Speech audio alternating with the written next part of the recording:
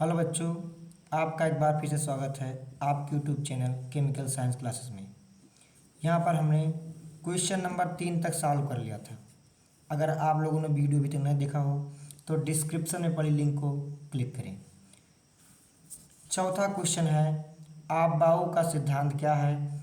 इस सिद्धांत की सहायता से आप विभिन्न कक्षकों की ऊर्जा का क्रम कैसे जानते हैं? आपबाऊ, पहले हम जानेंगे कि आपबाऊ क्या है। आपबाऊ एक जर्मन भाषा का शब्द है जिसका अर्थ होता है रचना या निर्माण करना।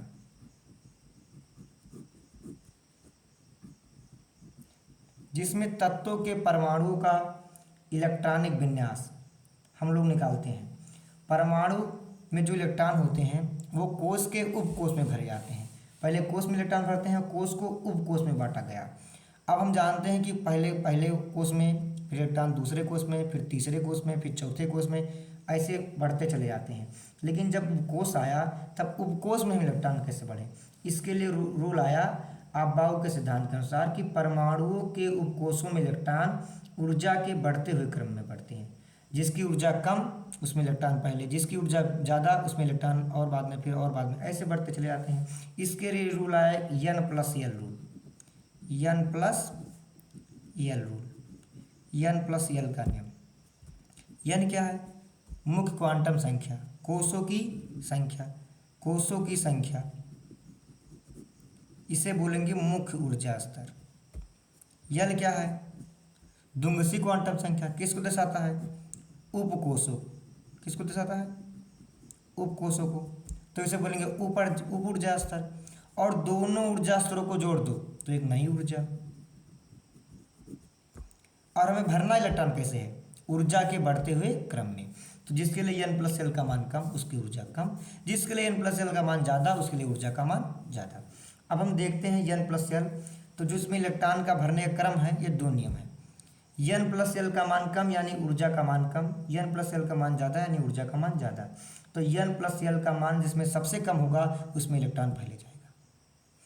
दूसरा नियम है, मान लीजिए किसी के लिए N+L का मान, जैसे हम लेते हैं एग्जाम्पल 4s और 3d।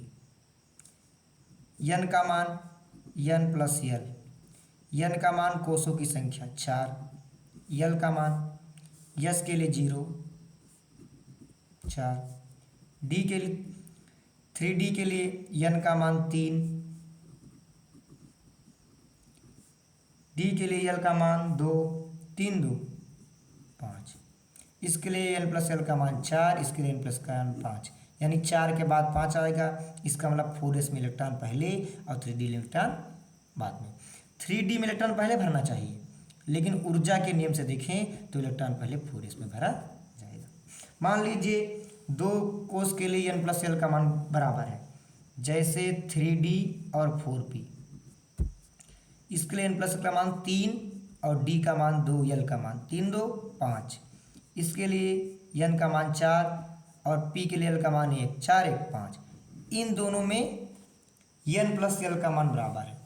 जिनके लिए N+L का मान बराबर होता है उनमें इलेक्ट्रॉन पहले उस कोष में आते हैं जिसके लिए N का मान कम होता है। N का मान इसके लिए 3, इसके लिए 4, यानी पहले इलेक्ट्रॉन 3D में भरेगा। तो हम आज इलेक्ट्रॉनिक विन्यास करके देख लेते हैं कि इलेक्ट्रॉन कैसे भरेगा। जैसे पहला कोष 1s 2s 2p 3s 3p 3d 4s 4p 4d 5f 5s 5p, ऐसे आगे बढ़ते चले जाएंगे। पहले N का मान लिखें, L का मान लिखें, फिर N+L का मान लिखें। इसके लिए N का मान 1, कोष की संख्या 1 है। S के लिए L का जो मान होता है, S के लिए 0, P के लिए 1, D के लिए 2 और F के लिए 3। इसके लिए 0 1 और 0 1, इसके लिए 2 0 2, N का मान 2, N का मान 3, इसके लिए 3 3 4 4, इसके लिए 4, चौथा कोष ये पांचवा कोष, ये पांचवा कोष। P का मान 1, यहाँ पर 1, S के लिए 0, P के लिए 1, D के लिए 2, S के लिए 0, P के लिए 1, D के लिए 2, F के लिए 3, S के लिए 0, P के लिए 1। इसको हम जोड़ेंगे तो आएगा 3 3 3 1 4 3 2 5 4 4 1 5 2 6 7 5 5 1 6। अब हम देखेंगे एक के बाद दो, यानी इलेक्ट्रॉनों की ऊर्जा का बढ़ता हुआ क्रम, यानी इलेक्ट्रॉनिक विन्यास पहले अमोनियस में भरेंगे। एक के बाद दो यानी 2s, दो के बाद तीन, ये तीन तीन दोनों बराबर है, लेकिन जिसके लिए n का मान कम, n का मान इसके लिए 2, इसके लिए 3, तो पहले टर्न 2p, फिर 3s, फिर 3p, 3d और 4s में इसके लिए 4, इसके लिए 5, तो पहले 4s आएगा, 4s के बाद फिर 3d, फिर 4p, फिर यहाँ 5 है तो 5s, इसके लिए 6, इसके लिए 6, इसके लिए n का मान कम 4, तो यह पहले 4d फिर 5p, ऐसे इलेक्ट्रॉन बढ़ता चला जाएगा। यह है आपबाऊ का सिद्धांत और आपबाऊ के नियम से इलेक्ट्रॉनिक विन्यास करना, जिसमें हम पढ़ते हैं n प्लस यल रूल। अगला क्वेश्चन है, निम्नलिखित परमाणु क्रमांक वाले तत्वों के आवर्त सारणी में स्थान की विवेचना कीजिए। टाइटेनियम, आयरन और निकेल, तीन का पूछा है। टाइटेनियम, निकेल और आयरन। टाइटेनियम का परमाणु क्रमांक पहले देखते हैं 22, 1s2 2s2 2p6 3s2 3p6। फिर इलेक्ट्रॉन किसमें, 4s में, तो 4s2, तो 4 6 10 2 12 6 18 2 20 और 2 22 3d2। इतने को हम लिख सकते हैं argon, argon 3d2, sorry 4s2 3d2। अब हम इसके लिए निकालें, आवर्त जो होता है वो मुख्य क्वांटम संख्या या बाह्य कोश में उपस्थित संख्या के बराबर होता है। बाह्य कोश हमारा क्या है 4, कितना है 4, ये है 4s2, तो आवर्त 4। अब हम ब्लॉक निकालेंगे और वर्ग। अंतिम इलेक्ट्रॉन जहाँ जाता है, जिस कक्षा में, जिस कक्षा के जिस या कोश के उपकोश में अंतिम इलेक्ट्रॉन जाएगा वो ब्लॉक हो जाएगा। अंतिम इलेक्ट्रॉन गया है डी में, 4s में नहीं गया, बाह्य कोश 4s है, लेकिन इलेक्ट्रॉन जो भरा है वो डी में गया है, तो डी ब्लॉक। वर्ग, अब वर्ग अलग अलग ब्लॉक के लिए अलग अलग होता है। वर्ग जो डी ब्लॉक के लिए होता है, n-1 डी में इलेक्ट्रॉन प्लस n-s में इलेक्ट्रॉन, दोनों के योग के बराबर होता है। n-s बाह्य कोश 4 है, कितने इलेक्ट्रॉन 2, n-1 4 में गई 3, 3d में इलेक्ट्रॉन 2 2 2 4, यानी चौथा वर्ग है। चौथा आवर्त डी ब्लॉक और चौथा वर्ग। अगला देखें, जैसे आयरन है, आर्गन, आयरन का 26, 18 2 20 और 6 26। बाह्य कोश कौन सा है 4 और 3, 4 में 4 बाह्य कोश है, तो आवर्त हो जाएगा 4। इसमें देखें वर्ग, ब्लॉक देखें, अंतिम इलेक्ट्रॉन किस में गया डी में गया, तो block D block. D block के लिए वर्ग, n-s में इलेक्ट्रॉन 2 प्लस n-1 डी में इलेक्ट्रॉन 6 6 2 8, 8वां वर्ग है। ऐसे आगे निकालेंगे। आगे है निकिल, निकिल का परमाणु क्रमांक 28, आर्गन का 18 18 2 20 20 8 28। बाह्य कोश में भी 4 है, तो आवर्त 4। अंतिम इलेक्ट्रॉन डी में गया है, तो ब्लॉक डी ब्लॉक। वर्ग, इसके लिए भी वर्ग वही, n-s में इलेक्ट्रॉन 2, n-1 डी में इलेक्ट्रॉन 8 8 2 10, इसमें 10वां वर्ग है। अगला प्रश्न है, एथेन के 3 मूल में निम्नलिखित की गणना कीजिए। एथेन के 3 मूल में निकालना है कार्बन परमाणु के मोलों की संख्या, हाइड्रोजन परमाणु के मोलों की संख्या, एथेन अणुओं की संख्या। अब हमें दिया है एथेन के 3 मूल, यानी हमें एथेन का 3 मूल पता है, तो हम एथेन का सूत्र जानते हैं कि जो एथेन का सूत्र होता है वो होता है C2H6। तो C2H6 के मोलों की संख्या ये दी है 3 मोल। इसमें कितने परमाणु हैं? इसमें कार्बन के 2 मोल परमाणु और हाइड्रोजन के 6 मोल परमाणु। तो पहला पूछा, यही क्वेश्चन पूछा है कि कार्बन परमाणुओं के मोलों की संख्या ज्ञात कीजिए। तो C2H6 के 1 मोल में कार्बन परमाणु की संख्या कितनी है? 2 मोल। 2 मोल परमाणु है। C2H6 के कितने मोल दिए हैं? 3 मोल। 3 मोल में कार्बन परमाणु की संख्या 2 × 3 यानी 6। अगला है हाइड्रोजन परमाणु के मोलों की संख्या। हाइड्रोजन परमाणु के मोलों की संख्या, अब इसमें हाइड्रोजन परमाणु का निकालना है। तो C2H6 के 3 मोल में हाइड्रोजन परमाणु की संख्या, 1 मोल में 6 मोल हाइड्रोजन के, 3 मोल में 3 × 6 बराबर 18। अगला क्वेश्चन है इसी का तीसरा पार्ट है, एथेन के अणुओं की संख्या ज्ञात कीजिए। हमें पता है किसी के अणुओं की संख्या, परमाणुओं की संख्या, आयनों की संख्या पता है। कितने में? 1 मोल में। 1 मोल में एथेन में अणुओं की संख्या, अणु की संख्या, परमाणु की संख्या, आयन की संख्या 1 मोल में अवागाद्रो संख्या के बराबर होती है।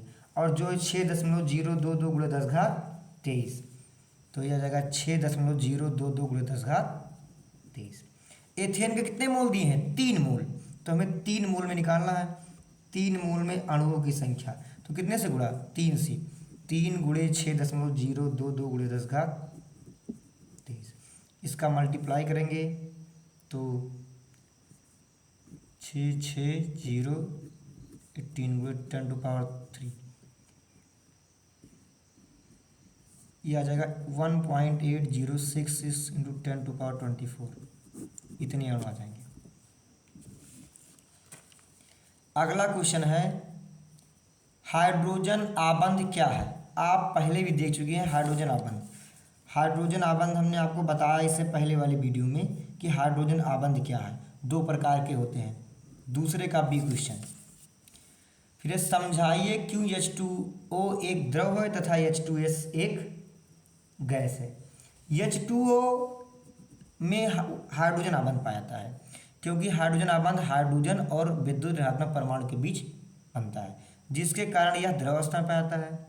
H2S में के मध्य वंडर वाल्स बल कार्य करता है, इनमें हाइड्रोजन बंध कार्य नहीं करता है। वंडर वाल्स बल बहुत दुर्बल बल होता है, जिसके कारण H2S जो है वो गैस अवस्था में पाया जाता है। अगला क्वेश्चन आपका है, स्थिर दाब पर 125 डिग्री सेल्सियस। ये आपके सिलेबस से क्वेश्चन हट चुका है। इस बार जो पाठ्यक्रम आया है उससे चैप्टर हटा दिया गया है। अगला क्वेश्चन है, निम्नलिखित अपक्रियाओं में ऑक्सीकृत, अपचयित, ऑक्सीकारक तथा अपचायक पदार्थ छांटिए। चलिए हम पहले जान लें ऑक्सीकारक और अपचायक होता क्या है। ऑक्सीकरण, अपचयन हम लोग जानते हैं, ये 5वीं का बी सवाल है। ऑक्सीजन का जुड़ना ऑक्सीकरण, ऑक्सीकरण संख्या में वृद्धि ऑक्सीकरण।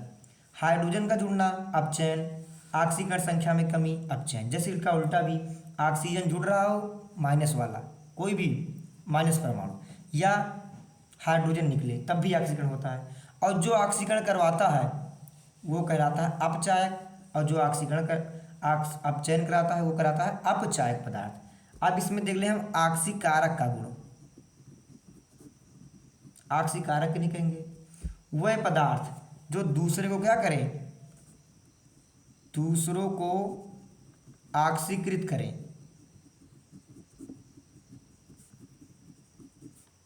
स्वयं क्या हो एवं स्वयं अपचयित हो।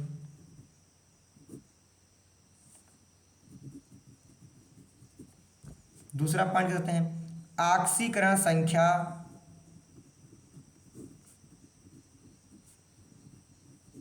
घट जाती है या इलेक्ट्रॉन ग्रहण करते हैं।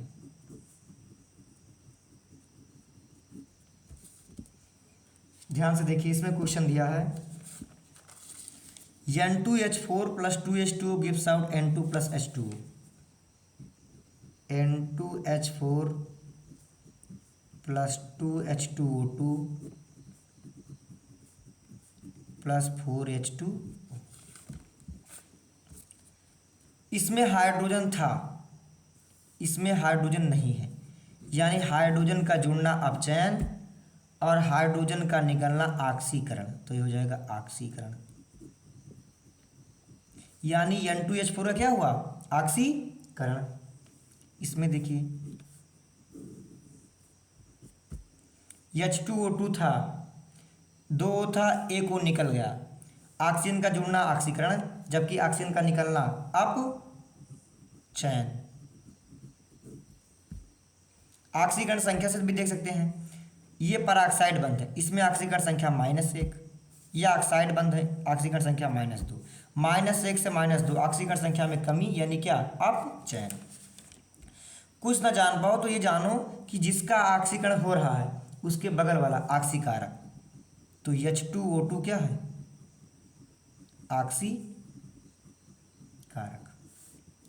N2H इसका क्या हो रहा है? H2O2 का अपचयन कौन करा रहा है? N2H4, तो ये क्या कहलाएगा? अपचायक। सबसे आसान ट्रिक है, ऑक्सीकरण अपचयन निकाल लो, उसके बगल वाला, जिसे इसका ऑक्सीकरण हो रहा है तो ये करा रहा है, तो ये ऑक्सीकारक, इसका अपचयन हो रहा है इसके द्वारा हो रहा है, तो ये क्या? अपचायक। अब डिफिनीशन भी हम देख लें, दूसरों को ऑक्सीकृत करे और स्वयं अपचयित हो।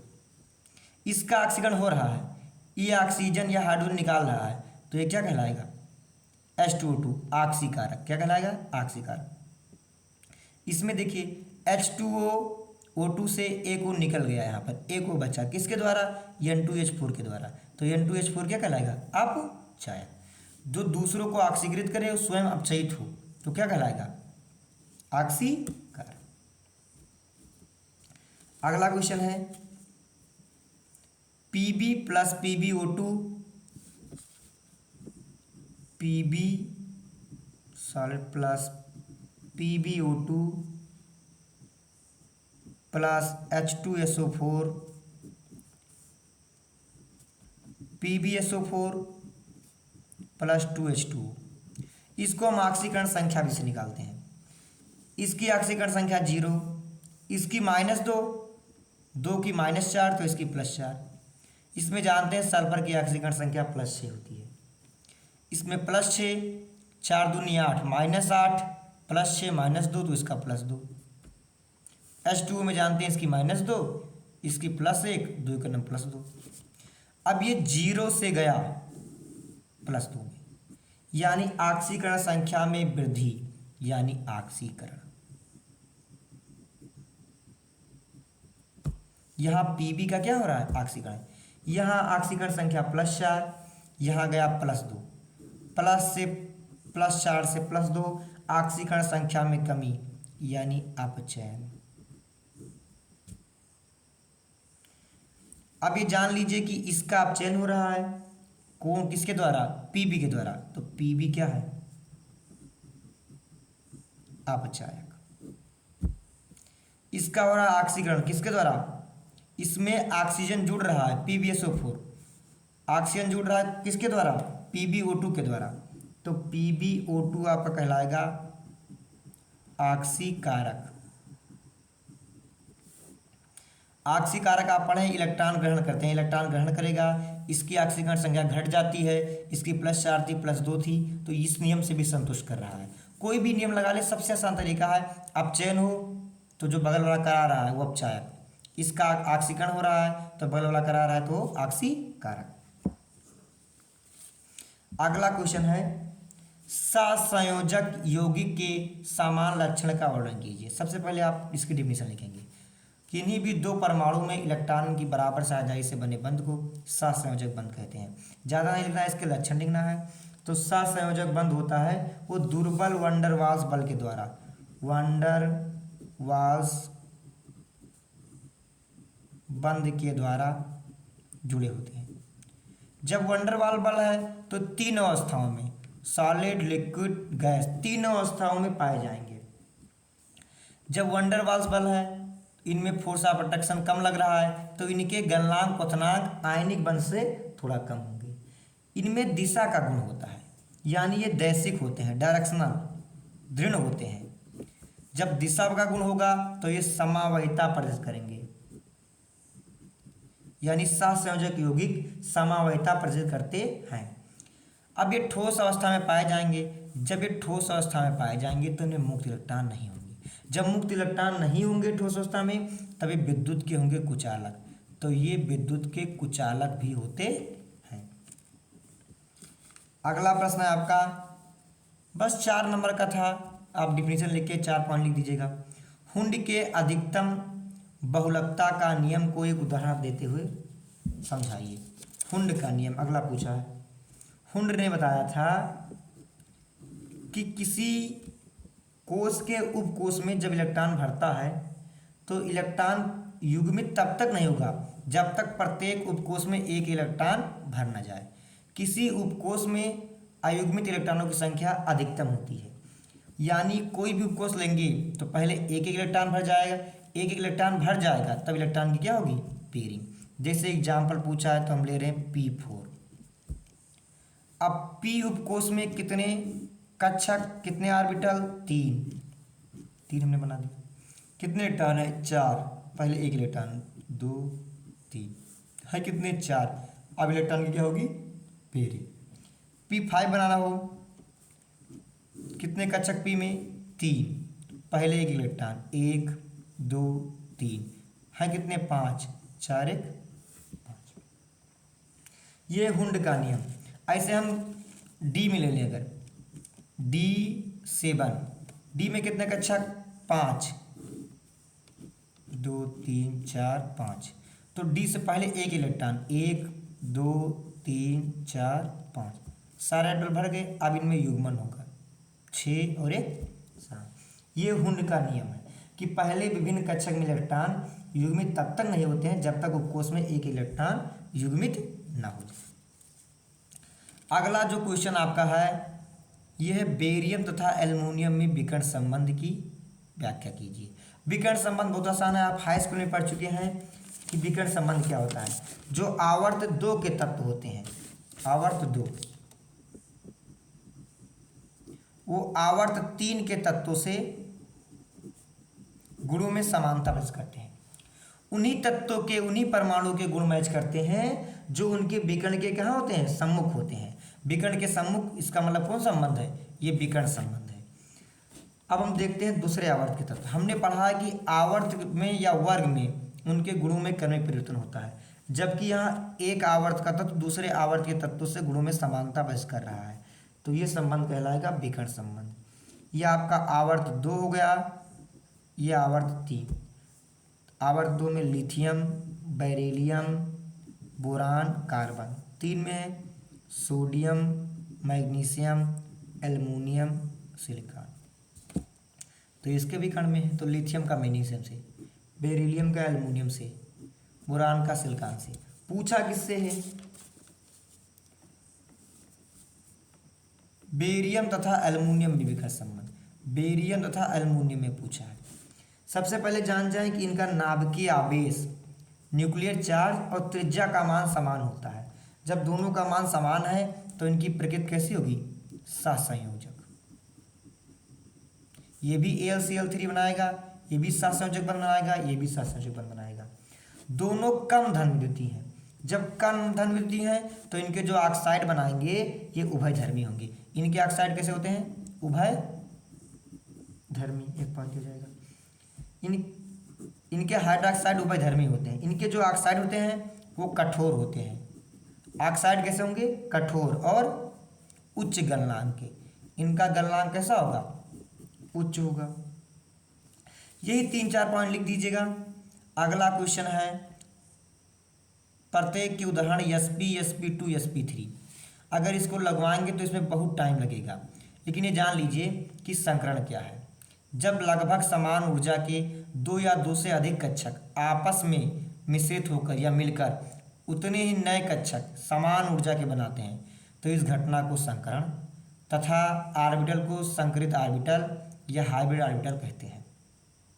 जब एक यश कक्षक एक पी कक्षक तो sp संकरण, एक यश कक्षक दो पी कक्षक आपस में मिश्रित हों और समान ऊर्जा और समान आकृति के उतने ही नए कक्षक बनाएं, यानी 2 1 3 तो sp2, एक यश कक्षक और 3 पी कक्षक, ऐसे सेम रोल इसमें भी लगेगा। अगला है सोडियम सल्फेट में उपस्थित विभिन्न तत्वों के द्रव्यमान प्रतिशत की गणना कीजिए। 3 नियम, ये 3 के 3 मोल कॉन्सेप्ट से न्यूमेरिकल हैं, इसको हम नेक्स्ट वीडियो में बताएंगे। 3 के तीनों न्यूमेरिकल, ये 3 के तीनों मूल कॉन्सेप्ट से आएंगे, बहुत ही आसान न्यूमेरिकल है। अगला है हाइड्रोजन आबंध क्या है, फिर से वही आ गया, हाइड्रोजन आबंध क्या है, उसके कितने प्रकार होते हैं। जैसा कि हम पिछले वीडियो में बता चुके हैं, ये क्वेश्चन तीसरी बार आया है। हाइड्रोजन आबंध की प्रकृति तथा इसके पदार्थ के गुणों पर प्रभाव डालिए। प्रकृति इसकी होती है कि जो परमाणु छोटा हो, आकार में छोटा हो, आकार में छोटा हो, और कैसा होना चाहिए, विद्युत ऋणात्मक परमाणु उन्हीं के बीच बनता है। इस पर जब इफेक्ट लिखेंगे तो इनके कारण पदार्थ की अवस्था चेंज होती है। जैसे हमने पढ़ा था, अभी क्वेश्चन ही पढ़ा है कि H2O द्रव है, यहाँ देखिए H2O द्रव अवस्था में जबकि H2S गैस अवस्था में, क्योंकि इसमें कौन सा बन पाता है, हाइड्रोजन बन पाया जाता है।